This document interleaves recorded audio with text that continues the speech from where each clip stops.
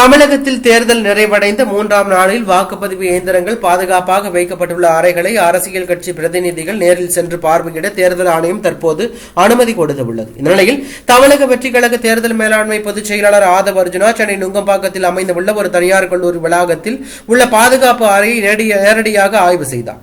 பின்னர் செய்தியாளர்களை சந்தித்து பேசிய அவர், திமுக தேர்தலில் பின்னடைவை எதிர்நோக்கும் ஒவ்வொரு தருணத்திலும் வன்முறையை தஞ்சமாக கொள்வது புதுமையல்ல, பழக்கமாகவே மாறிவிட்டது என்று கடுமையாக விமர்சனம் செய்தார். மேலும் துறைமுகம் தொகுதியில் வாக்குப்பதிவு நடைபெற்ற நாளன்று மாலை நேரத்தில் முன்னாள் அமைச்சர் சேகர் பாபு சுமார் 30 பேருடன் வந்து அச்சுறுத்தும் சூழலை உருவாக்கி வன்முறையில் ஈடுபட்டதாக அவர் குற்றம் சாட்டியுள்ளார்.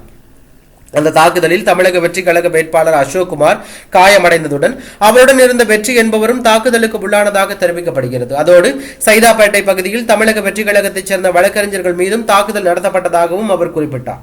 பணம் வழங்கி வாக்குகளை ஈர்ப்பதே திமுகவின் நம்பிக்கை ஆயுதமாக மாறியுள்ளது. ஒரு வாக்குக்கு ரூபாய் 5000 வழங்கும் நிலைக்கு அவர்கள் தாழ்ந்து விட்டார்கள் எனவும் அவர் குற்றம் சாட்டினார்.